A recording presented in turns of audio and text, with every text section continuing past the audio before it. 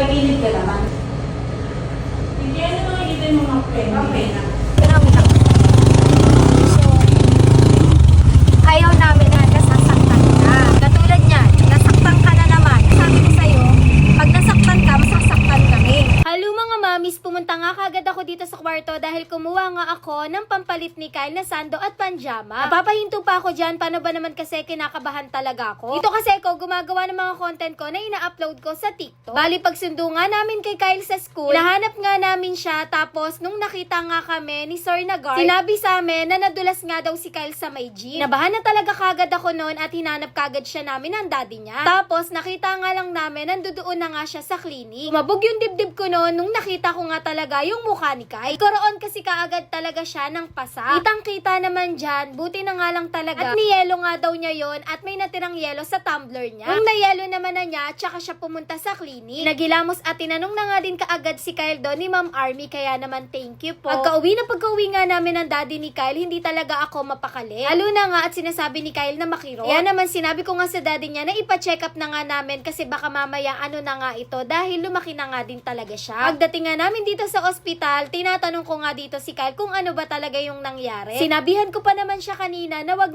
na siyang pupunta doon dahil madulas nga, lalo na nga kapag may kalaro yan, tumatakbo talaga yan. Hindi rin naman talaga may iiwasan sa mga bata yun. Nimbang na nga dito si Kyle tapos tinignan nga kung may lagnat. Interview na nga rin pala siya dito ng nurse. Tinanong nga din si Kyle kung anong nangyari, nagsusuka ba siya or nahihilo. Sinagot naman lahat ni Kyle yon, tapos after nun, pinapunta na nga kami kaagad dito sa may cashier. Need nga daw talaga ipa-x-ray to, kaya naman inintay na nga lang namin yung daddy niya dito sa upuan. Nakapila pa nga rin yung daddy ni Kyle doon dahil may nauna nga sa kanya. Pati nga itong daddy niya ay bigla na lang talagang na-stress dito kay Kyle. Tahimik lang talaga yan simula kanina pa. Ano ba naman kasi iniisip niya nga rin talaga si Kyle. Pero nung nakita nga namin kanina si Kyle, nagalit talaga siya dahil ayaw nga namin na nangyayari nga yung ganito kay Kyle. Kaya sinasabi namin sa kanya na may tiwala kami sa kanya, kaso nga baka mamaya may mangyaring hindi maganda. Kaya kapag nagpapaalam yan madalas, hindi talaga namin pinapayagan kapag siya lang mag-isa. Nung nakapagbayad na nga yung daddy ni Kyle, dumiretso na nga kami dito sa pag-x-rayan ni Kyle. Medyo nanginginig na nga talaga ako dito dahil natatakot nga ako baka mamaya may sabihin yung doktor. Kaya naman yung reseta niya nga noon binigay ko sa daddy niya dahil baka mamaya kapag kinausap ako ng doktor wala akong maisagot. Guguluhan talaga kasi yung isip ko nito, kaya naman binigay ko nga lahat sa daddy niya yung reseta niya dahil nakaraan nga din ay galing kami dito. Mabilis lang din naman, binigay na nga sa amin yung x-ray, kaso bukas ay babalik pa kami dito para makuha yung result. Balik nga ulit kami sa loob para makausap namin yung doktor. Sabi naman sa amin, hindi na daw kailangan i-CT scan si Kyle, kaya naman x-ray na lang daw ang pinagawa niya sa amin. Pray pa nga talaga ako dito na sana ay negative at okay ang lahat. Alam ko naman na hindi rin talaga kami pababayaan ni Lord. Grabe nga, nagkasunod-sunod talaga yung mga nangyayaring hindi dito maganda kay Kyle. Pero palagi kong pinagpe-pray na lahat yan ay may dahilan. Yung reseta nga namin noon, yun na lang din yung papainom namin kay Kyle dahil yun lang naman daw yung kailangan. Pagka-uwi naman, pinakain ko na nga si Kyle, tapos ito, pinakain ko na rin siya ng mangga. Kanina nga, nung ipapa-check up namin si Kyle, lumapit nga sa akin si Kyle at bigla na lang talagang nag-sorry. Habang umiiyak siya, paano ba naman kasi? Hindi nga daw siya nakinig sa sinabi ko kanina. Sa tuwing papasok kasi talaga si Kyle sa school, nasabihan ko siya na pagpupunta siya sa gym, wag na wag siyang maglalaro dahil madulas talaga yun. O hindi na nga talaga ako nagkamali sa sinabi ko sa kanya. Kaya din talaga, kinabahan niya kasi alam niyang magagalit kami sa kanya. Sabi ko sa kanya kasi, ayaw namin na nakikitang nasasaktan siya. Kasi kapag nasasaktan siya, grabe, kami ang unang magulang ang masasaktan para sa kanila. Ali, ako na nga din pala yung nagpaligo kay Kyle dito, tapos next naman ako. Yun lang, thanks for watching, bye-bye.